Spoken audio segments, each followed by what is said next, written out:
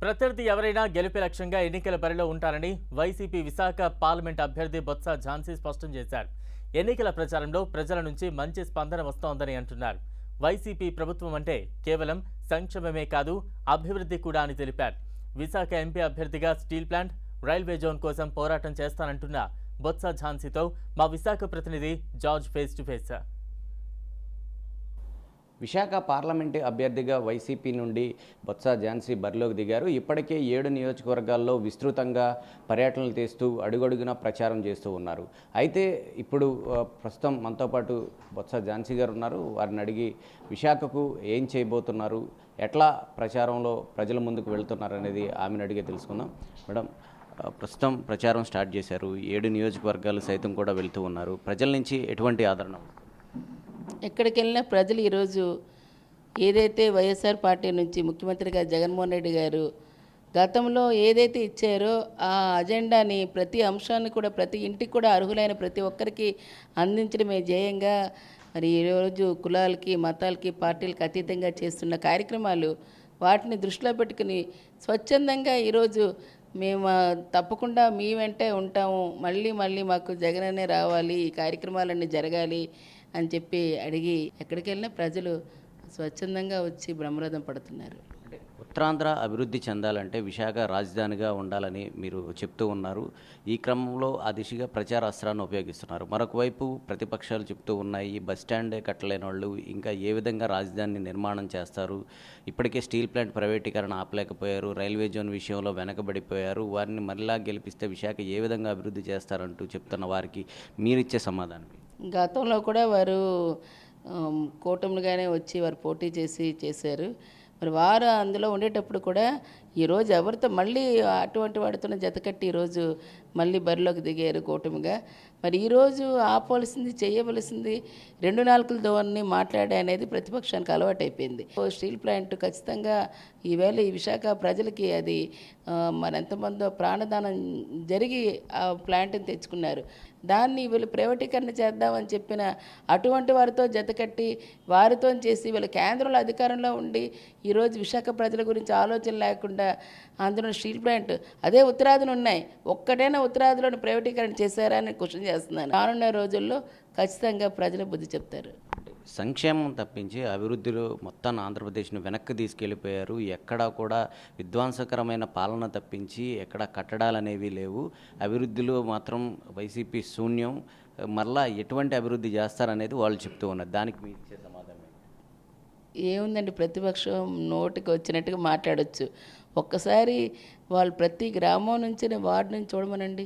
నాడు నేడు ద్వారా ఈరోజు స్కూల్స్ రూపురేఖలే మారి పిల్లలకి కావాల్సిన ఉజ్వలమైన భవిష్యత్తుకి ఈరోజు విద్య కోసమే మరి కోట్లాది రూపాయలు ఖర్చు పెట్టి ఈరోజు వాటికి అవసరమైన మౌలిక వసతులతో పాటు బైజూస్ అట్లాంటి నాణ్యమైన ఎడ్యుకేషన్ కూడా ఈరోజు పిల్లలకి ఇస్తూ అడ్వాన్స్డ్ ఎడ్యుకేషన్ కూడా వాళ్ళకి ఇస్తూ ఇంగ్లీష్ మీడియం లాంటి దాన్ని కూడా పెడుతూ ఇంకో పక్కన పిల్లలు చదువుకోవడానికి అవసరమైన స్కాలర్షిప్స్ ఈరోజు మా పిల్లాడు చదువుకునే దగ్గర నుంచి అమ్మ ఒడి దగ్గర నుంచి విద్యా దీవెన దగ్గర నుంచి వసతి దీవెన దగ్గర నుంచి స్కాలర్షిప్స్ దగ్గర నుంచి వారికి విదేశ విద్య వరకు ఈరోజు అర్హులైన వారిని ఇవాళ ఎంతైనా సరే వాళ్ళు సీట్ తెప్పచ్చు. ఇలాంటివి కదా, ఇవన్నీ కూడా డెవలప్మెంట్ కాదా అని అడుగుతున్నాను. విశాఖను ఈ 5 ఏళ్ల కాలంలో డ్రగ్ సిటీకి అడ్డాగా మార్చారు, గంజాయికి అడ్డాగా మార్చేశారు, ఒక అరాచకాలన్నీ సృష్టిస్తూ ఉన్నారు. దీన్ని ఉత్తమ విశాఖ పార్లమెంటుకి చేర్చడం కోసం మేము కొత్త మేనిఫెస్టో తీసుకొస్తాము, కేవలం ఉత్తమ విశాఖగా మార్చేందుకు మా మేనిఫెస్టో ఉంటుందని చెప్తూ ఉన్నారు. మీరు వస్తే విశాఖకు ఏం చేయబోతున్నారు అనేది ప్రజలకు చెప్తూ ఉన్నారు. ప్రతిపక్షాలు ఆరోపణలు మాత్రమే, వాస్తవం లేని పసలేని ఆరోపణలు అవి చేస్తున్న ఎవరనేది ఇప్పటికే ఎంక్వైరీస్ అన్నీ వాటికి జరుగుతున్నాయి.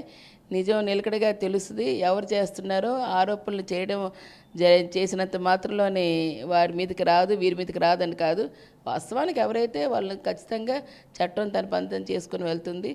దాన్ని ప్రజలు కూడా గమనిస్తున్నారు. గతంలో ఒకప్పుడు అలాగుండేది, ఇప్పుడు అలాగుండేది అనేది అన్ని విషయాలు తెలుసుకుంటున్నారు. ముఖ్యంగా చివరికి ఈ ప్రజలకు ఒక సెంటిమెంట్ ఉంది. రాష్ట్ర ప్రజలకు కానీ, విశాఖ ప్రజలకు కానీ, ఇటు స్టీల్ ప్లాంట్ ప్రైవేటీకరణ వ్యవహారానికి సంబంధించి కానీ, ప్రత్యేక హోదా గురించి కానీ, అలాగే ఈ రైల్వే జోన్కి సంబంధించి కానీ, ఈ సెంటిమెంట్ ఉన్న నేపథ్యంలో ఎలాంటి భరోసాను వాళ్ళకి కలిగిస్తుంది? స్టీల్ ప్లాంట్ ఖచ్చితంగా అది ప్రజలతో మమేకమైనది. అనేక మంది ప్రాణాలు అర్పించి ప్రాణత్యాగంతో వచ్చిన స్టీల్ ప్లాంటు ఈ కేవలం విశాఖే కాక విశాఖని ఉక్కు ఫ్యాక్టరీతో మహానగరంగా తీర్చిదిద్దేంత కెపాసిటీ ఉన్నది. ఈరోజు రాష్ట్రానికే ఓ తలమానికంగా ఉండేది. ఖచ్చితంగా స్టీల్ ప్లాంటు ఇక్కడ ప్రజలకు పక్షాన్నే ఉండాలి, కానీ ఇది ప్రైవేటీకరణ చేయడానికి ఎంత మాత్రం కూడా ఇందులోనే ఒప్పుకునేది లేదు. మరి దీనికి కావాల్సిన సామర్థ్యాన్ని పెంచి దానికి అవసరమైన ఇంకా ప్రమాణాలతో పాటు దానికి అవసరమైన వాటిని ఇంకా ఉత్పత్తులు పెంచే విధంగా ఈరోజు దానికి అవసరమైన క్యాప్టివ్ మైన్స్, కోల్ మైన్స్ లాంటివి ఇచ్చేందుకు మరి నా వంతు సహాయ సహకారాలు తీసుకొని మరి ఎటువంటి పరిస్థితుల్లో కూడా ప్రైవేటీకరణకి అంగీకరించే పరిస్థితి మాకు కానీ మా ముఖ్యమంత్రి గారికి కానీ లేదు. రేపు మళ్ళీ ప్రజలు ఈరోజు మళ్ళీ ముఖ్యమంత్రి గారిని అధికారంలోకి తీసుకొస్తే మరి ఈరోజు వారి ద్వారా అవకాశం నాకు కల్పిస్తే తప్పనిసరిగా నేను మరి విశాఖ ఉక్కు ఫ్యాక్టరీని విశాఖ ప్రజలకే కానీ ఇది ప్రైవేటీకరణ చేయడానికి ఎటువంటి పరిస్థితిలో కూడాను దీన్ని అంగీకరించమని ముక్తకంఠంతో మళ్ళీ తిరిగి ప్రజలకు అందించే బాధ్యతని మేము స్వీకరిస్తామని చెప్పని సందర్భంగా తెలియజేస్తూ, రైల్వే జోన్ గురించి మీకు ఇప్పటికే స్పష్టం చేశాను. గతంలో రైల్వే జోన్లో కూడా అనేకమైనవి విజయనగరం ఎంపీగా చేసినప్పుడు కూడాను అసలు ఎలక్ట్రికల్ లైన్సే లేని మన ప్రాంతానికి మరి ఇక్కడ నుంచి విశాఖ నుంచి విజయనగరం వయ్య రాయగడ రాయపూర్ వరకు 450 కిలోమీటర్లు లైన్తో ఎలక్ట్రికల్ లైన్ చేయించాను. నేను అందరినీ సమన్వయం చేసుకునే ఈ కార్యక్రమాలు సాధ్యమైనవి, విస్తృత ప్రయోజనం విశాఖపట్నం కలిగే వాటికి నా వంతు సహాయ సహకారాలు అందిస్తాను. ఇది అభివృద్ధి సంక్షేమ ఫలాలే మమ్మల్ని గెలిపిస్తాయని చెప్తున్నారు. అంతేకాకుండా ప్రజల సెంటిమెంట్తో ముడిపడి ఉన్న స్టీల్ ప్లాంటు అలాగే రైల్వే జోన్ ప్రత్యేక హోదా కోసం తన పోరాటాన్ని కొనసాగిస్తానని చెప్తూ ఉన్నారు. ఎట్టి పరిస్థితుల్లో స్టీల్ ప్లాంట్ ప్రైవేటీకరణ కాకుండా దాన్ని మరింత ఆధునీకరించి అన్ని ఏ విధంగా ముందుకు నడిపించాలనే దాని మీదే మా పోరాటం ఉంటుంది. అంతేకాకుండా ప్రతిపక్షాల ఆరోపణలన్నింటిని కూడా తిప్పికొడతాము. ఏ అభివృద్ధి చేయలేదు కాబట్టే వారు చేసిన అభివృద్ధి మీద విమర్శలు చేస్తున్నారంటూ కూడా ఝాన్సీ చెప్తూ ఉన్నారు. కెమెరా పర్సన్ సత్యతో జార్జ్ 10 టీవీ విశాఖ నుంచి.